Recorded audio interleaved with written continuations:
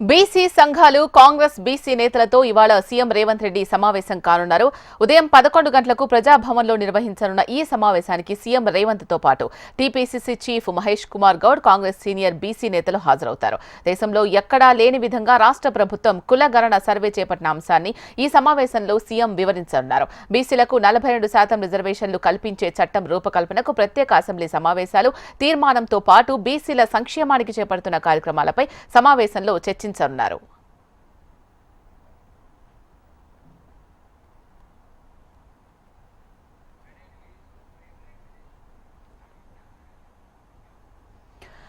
సంఘాలు కాంగ్రెస్ బీసీ నేతలతో ఇవాళ సీఎం రేవంత్ రెడ్డి సమావేశం కానున్నారు. ఉదయం 11 గంటలకు ప్రజాభవన్లో నిర్వహించనున్న ఈ సమావేశానికి సీఎం రేవంత్ తో పాటు TPCC chief Mahesh Kumar Goud, Congress senior BC నేతలు హాజరవుతారు. ఈ సమావేశానికి సంబంధించి మరింత తాజా సమాచారం మా ప్రతినిధి ప్రేమ్ అందిస్తారు. ప్రేమ్.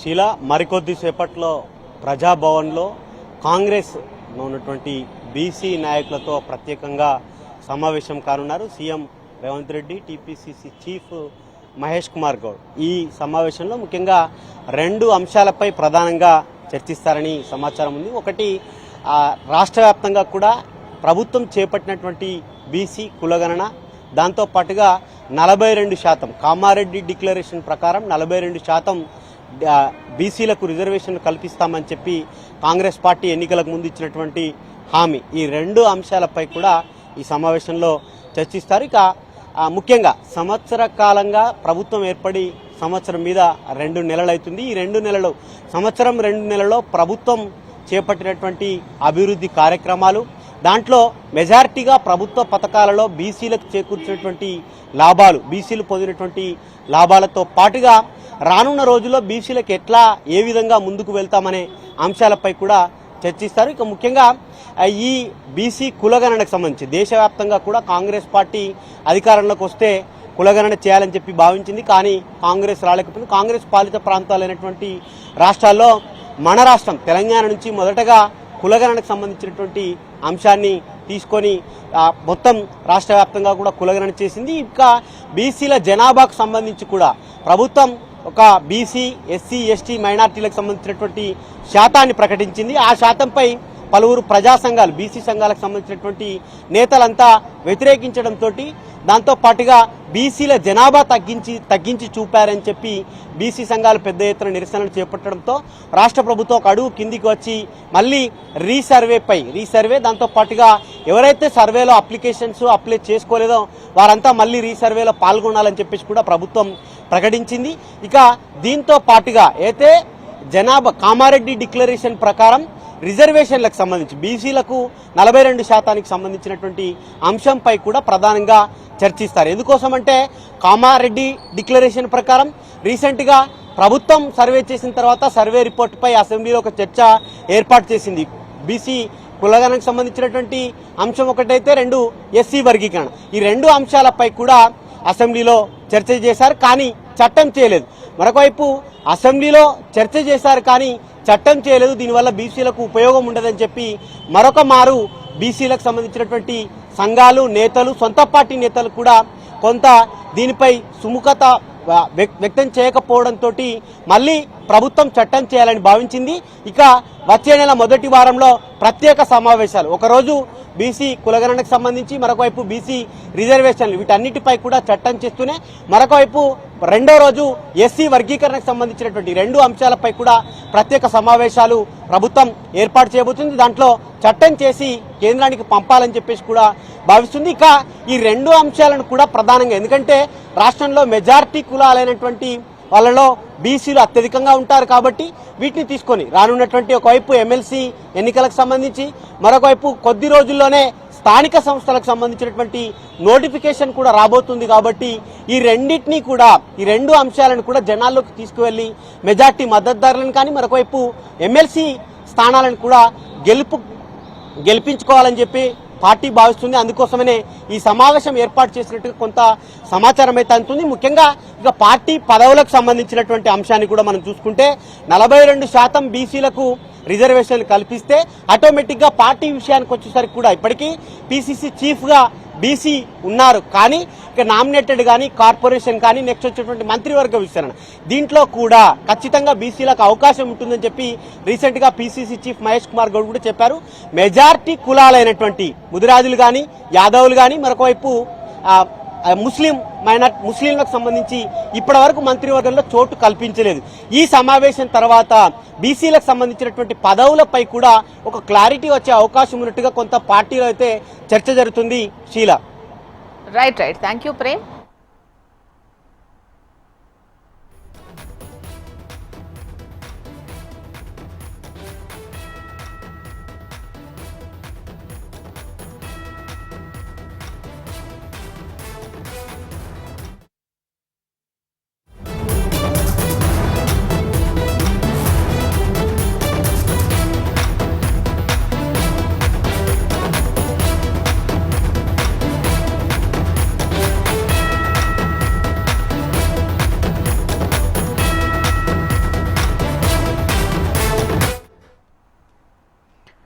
ఇవాళ ఏపీ మిర్చి యార్డ్ ట్రేడర్లతో సీఎం చంద్రబాబు భేటీ అవ్వనున్నారు. మిర్చి రైతుల సమస్యలపై చర్చించనున్నారు. కేంద్రం సాయం, ఏపీ ప్రభుత్వ చర్యలపై వివరించనున్నారు. ఏడాది ధరలు పతనం కావడంతో మిర్చి రైతులు ఆవేదన వ్యక్తం చేస్తున్నారు. ఏడాది రాష్ట్ర వ్యాప్తంగా 12 లక్షల మెట్రిక్ టన్నుల మిర్చి సాగవగా 4 లక్షల మెట్రిక్ టన్నుల కొనుగోళ్లు జరిగాయి. మిగిలిన 8 లక్షల మెట్రిక్ టన్నులకు మద్దతు ధర 11,600 రూపాయలకు పెంచి కొనుగోలు చేయాలని ప్రభుత్వం భావిస్తోంది. ఈ క్రమంలో మద్దతు ధర పెంచి కొనుగోలు చేసే దిశగా ప్రభుత్వం తీసుకునే చర్యలను ట్రేడర్లతో జరిగే సమావేశంలో సీఎం చంద్రబాబు వివరించనున్నారు.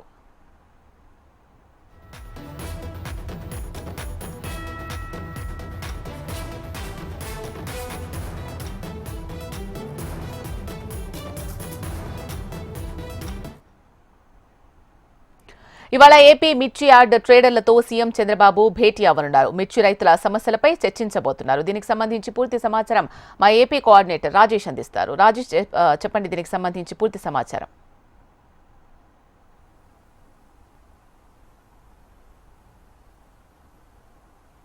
మిర్చి ధరలు పూర్తిగా దిగజారిపోవడంతో ఈ మిర్చి ధరలను స్టాండర్డ్ రైతులకు ఇబ్బంది లేకుండా చేసే ప్రక్రియలో భాగంగా ఈరోజు మిర్చి డీలర్లతో అదేవిధంగా మిర్చి యార్డు ప్రతినిధులతో రైతులతో సమావేశం కానున్నారు ముఖ్యమంత్రి చంద్రబాబు నాయుడు. అయితే ప్రధానంగా చూసుకుంటే రాష్ట్రంలో చూసుకుంటే వరుసగా ఒక పక్క మిర్చి పంటకు గిట్టుబాటు ధర లేకపోవడం, మరోపక్క టమోటా రైతుల ఆందోళనలు, టమోటా రైతులకు కూడా పూర్తిగా గిట్టుబాటు ధర లేక ఇబ్బందులు పడటం, ఈ ప్రక్రియ మీద ఇప్పటికే మిర్చి రైతుల విషయంలో ఢిల్లీలో కూడా కేంద్రం నుంచి కూడా సహాయం ఇప్పటికే ముఖ్యమంత్రి చంద్రబాబు నాయుడు కోరాడు. అయితే కేంద్రం ఈ మిర్చి కొనుగోళ్ల విషయంలో చూసుకుంటే రైతులకు నష్టం లేకుండా కొనుగోలు ప్రక్రియ కొనసాగించాలి. అదేవిధంగా మిర్చి యార్డుల్లో ఉన్న మిర్చికి కూడా సరైన గిట్టుబాటు ధర ఇచ్చే విధంగా ప్రక్రియను కొనసాగించారు. దీంతో పాటు రాష్ట్ర వ్యాప్తంగా ఉన్న ప్రధానంగా మిర్చి యార్డులు ఎక్కడైతే ఉన్నాయో ఈ మిర్చి యార్డుల్లో చూసుకుంటే పూర్తి స్థాయిలో రైతులకు ఇబ్బంది లేకుండా వ్యవహరించాలి. దళారుల వ్యవస్థను పూర్తిగా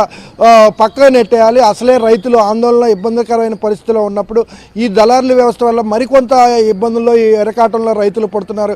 కాబట్టి ఈ దళారులను పక్కన నెట్టి నేరుగా ప్రభుత్వమే కొనుగోలు చేయటం, ప్రభుత్వమే రైతులకి గిట్టుబాటు ధర పలికే విధంగా రైతులకి తిరిగి ఇచ్చే విధంగా సన్నాహాలు చేయటం. దీంతో పాటుగా చూసుకుంటే ఈరోజు చూసుకుంటే ప్రధానంగా మిర్చి యార్డు రైతులతో అదేవిధంగా డీలర్స్ ఎవరైతే ఇప్పటివరకు యార్డు కొనుగోళ్లు అమ్మకాలు విక్రయాలు చేస్తున్నారు వీళ్ళందరితో కూడా సమావేశమై అసలు ఈ సమస్యను పరిష్కరించాలంటే ఏ విధంగా వెళ్ళాలి, సమస్య ప్రక్రియ కేంద్ర రాష్ట్ర ప్రభుత్వాలు ఏ విధమైన చర్యలు తీసుకుంటే ఈ సమస్యకు పరిష్కారం దొరుకుతుందనే అంశాల మీద ఈరోజు రైతులతో చర్చించారు. Right. Thank you Rajesh.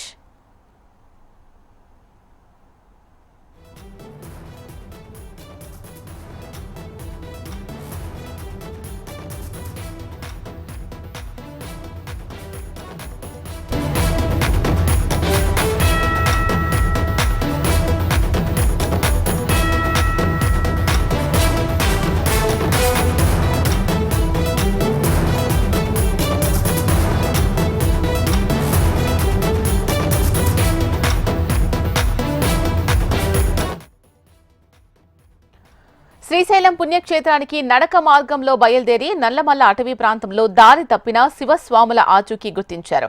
Google map అనుసరించి బయలుదేరిన శివస్వాములు నాగార్జున సాగర్ శ్రీశైలం పెద్దపురుల అభయారణ్యంలో దారి తప్పారు. Cell phone tracking, satellite signal ఆధారంగా శివస్వాములను అటవీ శాఖ అధికారులు గుర్తించారు. దాదాపు 4 గంటల పాటు అటవీ ప్రాంతంలో శివస్వాములు ప్రయాణం చేశారు. దారి తప్పిన శివస్వాములు తెలంగాణలోని పెంటవల్లి గ్రామానికి చెందిన వారిగా గుర్తించారు. అటవీ శాఖ అధికారులు చూపించిన మార్గంలో మాత్రమే భక్తులు శ్రీశైలం చేరుకోవాలని అధికారులు సూచిస్తున్నారు.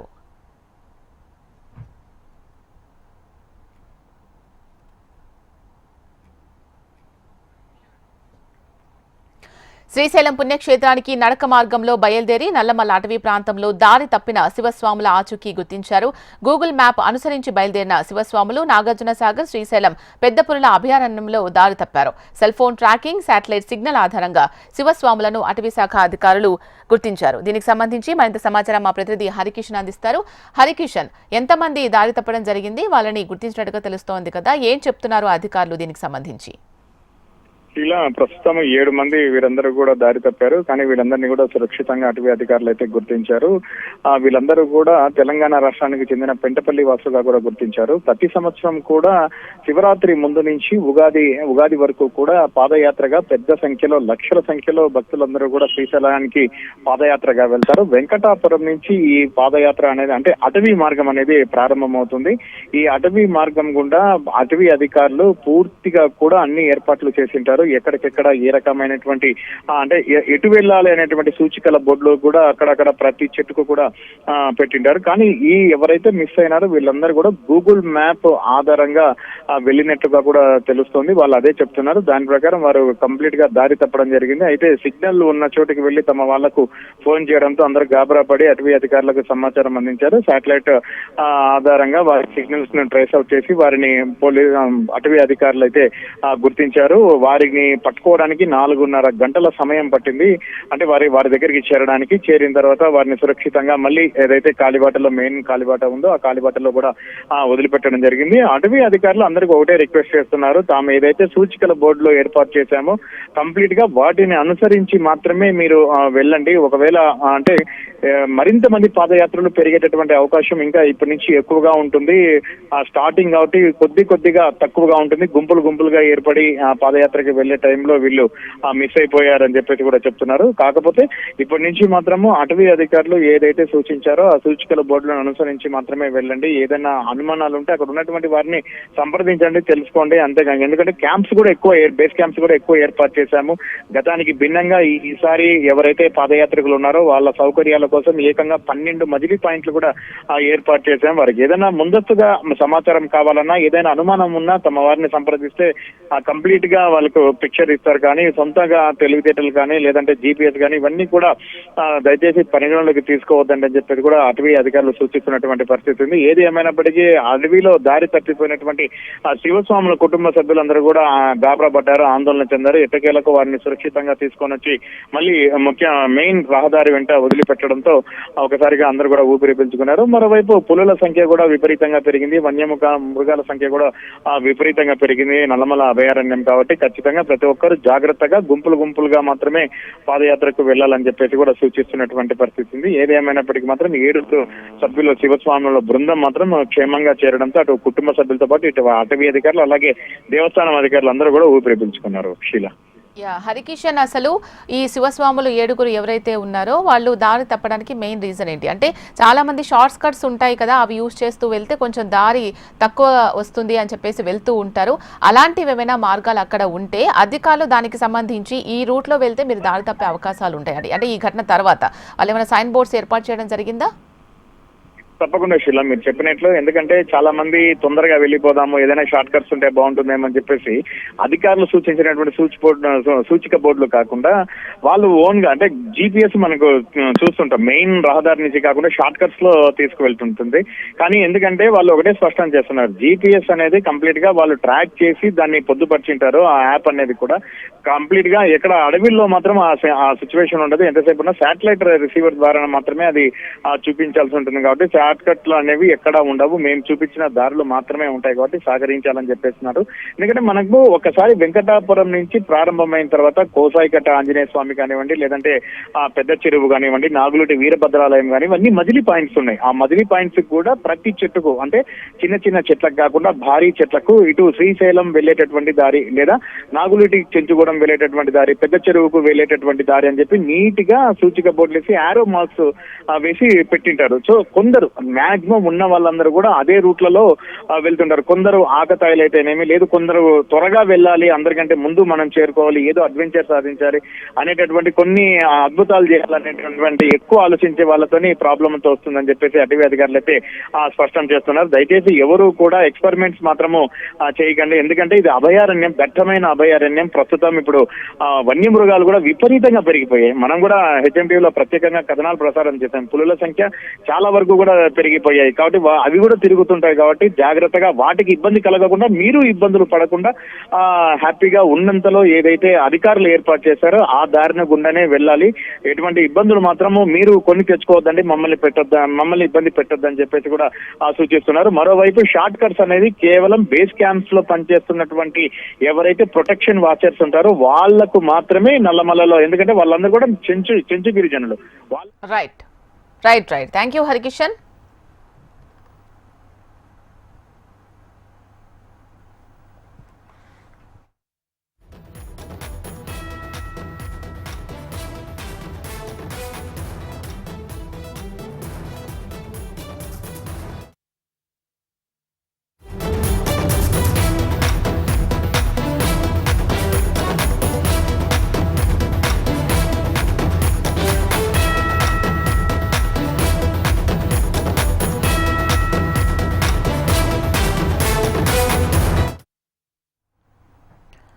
ఏపీలో వసూలు చేస్తున్న చెత్త పన్ను నుంచి ప్రజలకు విముక్తి లభించింది. 2024 డిసెంబర్ 31 నుంచి చెత్త పన్ను రద్దు అమల్లోకి వచ్చినట్టుగా పురపాలక పట్టణాభివృద్ధి శాఖ నోటిఫికేషన్ జారీ చేసింది. చెత్త పన్ను వసూళ్లను నిలిపివేస్తూ 2024 డిసెంబర్లో కూటమి ప్రభుత్వం తీసుకొచ్చిన మున్సిపల్ చట్ట సవరణను అసెంబ్లీ ఆమోదించింది. దానికి గవర్నర్ అనుమతితో ఇటీవలే గెజిట్ విడుదలైంది. తాజాగా పురపాలక పట్టణాభివృద్ధి శాఖ నోటిఫికేషన్ ఇచ్చింది.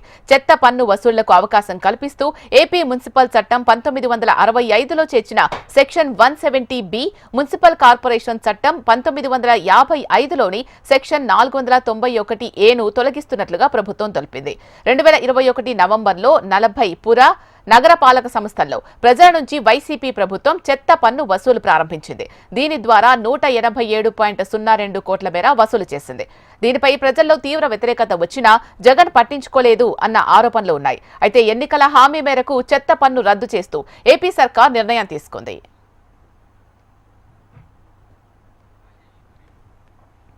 ఏపీలో వసూలు చేస్తున్న చెత్త పన్ను నుంచి ప్రజలకు విముక్తి లభించింది. దీనికి సంబంధించి పూర్తి డీటెయిల్స్ మా ప్రతినిధి రాజేష్ అందిస్తారు.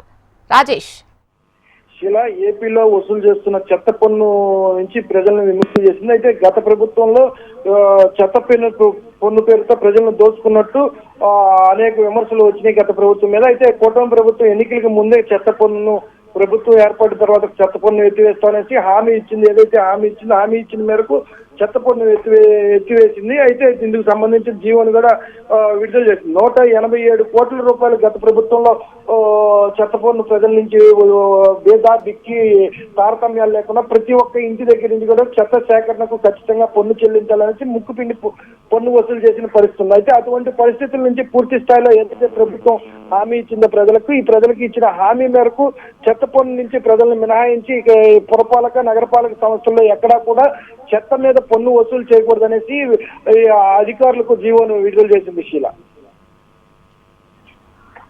రైట్, దీనికి సంబంధించి ప్రజల నుంచి ఎటువంటి స్పందన వస్తుంది? గతంలో చెత్త పన్ను వసూలు చేసినప్పుడు వాళ్ళు కొంచెం అసహనానికి గురైన సిచ్యువేషన్స్ మనం చూసాం.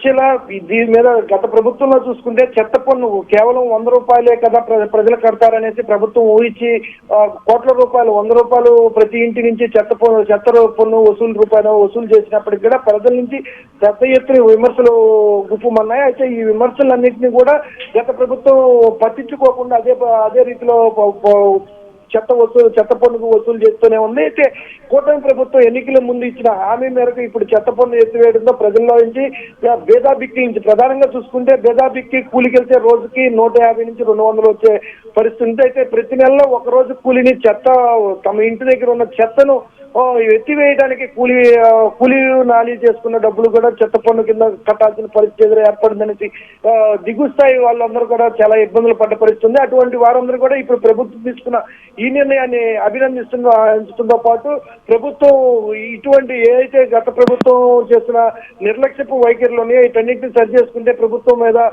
మరింత అభిమానం వచ్చే పరిస్థితి కూడా ఉంటుందనేసి ప్రజల నుంచి కూడా పెద్ద ఎత్తున ఈ చెత్త పన్ను ఎత్తివేత మీద స్పందన కనబడుతుంది. మరి జరిగిన మార్పులు ప్రజలకు తెలిసే విధంగా అనౌన్స్మెంట్స్ ఏమైనా చేస్తున్నారా? ఎందుకంటే ఆల్రెడీ ఇప్పటి వరకు అలవాటై ఉంటారు కాబట్టి కొంతమంది తెలియక పన్ను చెల్లిస్తూ ఉంటారు. అంటే ఇప్పటికే అధికారులకి ఆదేశాలు జారీ చేసినప్పుడు కూడా ప్రభుత్వం ఏ విషయాల్లో కూడా ఇచ్చిన జీవోలు సవరించిన జీవోల పట్ల ప్రభుత్వం ప్రత్యేకంగా ప్రచారాలు చేసుకోవడానికి కోట్ల రూపాయల నిధులైతే వెచ్చించడానికి ఎక్కడా సిద్ధంగా లేదు. గత ప్రభుత్వంలో చూసుకుంటే చిన్న పథకం కానీ చిన్నగా జీవోలు విడుదల చేసినప్పటికీ కూడా కోట్ల రూపాయల నిధులు ప్రజలకు ఇచ్చే పరిస్థితి, కోట్ల రూపాయల నిధులతో ప్రచారాలు చేసుకునే పరిస్థితి. అటువంటి ప్రచారాలకు పూర్తి స్థాయిలో బంద్ చేసింది ఈ ప్రభుత్వం. దీంతో పాటు ప్రజలకు ఏదైతే సేవలు అందించారో, ప్రజలకు ఏదైతే మాట ఇచ్చారో ఇచ్చిన మాట ప్రకారం మాట నిలబెట్టుకునే క్రమంలో ఇచ్చిన మార్పులు జీవోలను అధికారుల నుంచి నేరుగా ప్రజల్లోకి తీసుకెళ్లే విధంగా అధికారులు మోటివేట్ చేయడం, అదేవిధంగా కింద స్థాయి సిబ్బందికి కూడా ఎక్కడన్నా కానీ పన్ను వసూళ్లు ఇటువంటి ప్రభుత్వ వ్యతిరేకంగా కార్యక్రమాలు చేస్తే ఖచ్చితంగా చర్యలు. Right. Thank you Rajesh.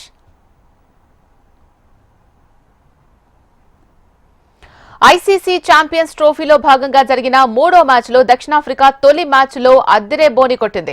Karachi వేదికగా జరిగిన మ్యాచ్లో ఆఫ్ఘనిస్తాన్పై 107 పరుగుల తేడాతో దక్షిణాఫ్రికా ఘన విజయం సాధించింది. తొలుత టాస్ గెలిచి బ్యాటింగ్ చేసిన దక్షిణాఫ్రికా ఆఫ్ఘనిస్తాన్ ముందు 316 పరుగుల భారీ లక్ష్యాన్ని ఉంచింది. తొలుత బ్యాటింగ్లో దుమ్ము రేపిన సఫారీలు ఆ తర్వాత బౌలింగ్లోనూ బెంబెలెత్తించారు. 43.3 ఓవర్లలో 208 పరుగులకు ఆఫ్ఘనిస్తాన్ ఆల్అౌట్ అయింది. ఆఫ్ఘాన్ బ్యాటర్లలో రహ్మద్ షా ఒంటరి పోరాటం చేసిన ఫలితం లేకుండా పోయింది. రహ్మద్ షా మినహా మరే ఆటగాడు కనీసం 20 పరుగులు కూడా చేయకుండా పెవిలియన్ చేరాడు. ఇక దక్షిణాఫ్రికా బౌలర్స్ లో కసిగో రబడా 3 వికెట్లు తీయగా లుంగి నిగిడి, వియాన్ ముల్డన్ 2 వికెట్లు పడగొట్టారు. ఇక మార్కో కేశవ్ మహారాజ్ తలో వికెట్ దక్కించుకున్నారు.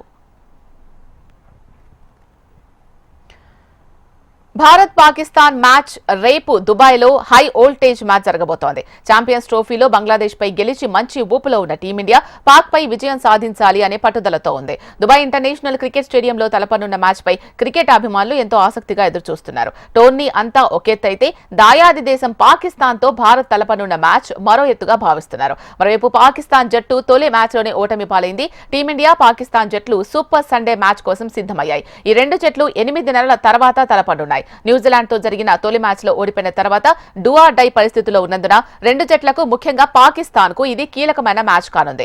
2017 ఫైనల్లో పాకిస్తాన్ చేతిలో ఎదురైన ఓటమికి ప్రతీకారం తీర్చుకోవాలని, సెమీఫైనల్స్ అవకాశాలను మరింత బలోపేతం చేసుకోవాలని భారత్ చూస్తోంది. టోర్నమెంట్ లో తమ చిరకాల ప్రత్యర్థి పాకిస్తాన్ ను ఓడించే ఫేవరెట్ గా కనిపిస్తోంది. అయితే ఈ మ్యాచ్ జరిగే దుబాయ్ స్టేడియం పిచ్ పరిస్థితి ఎలా ఉంటుంది?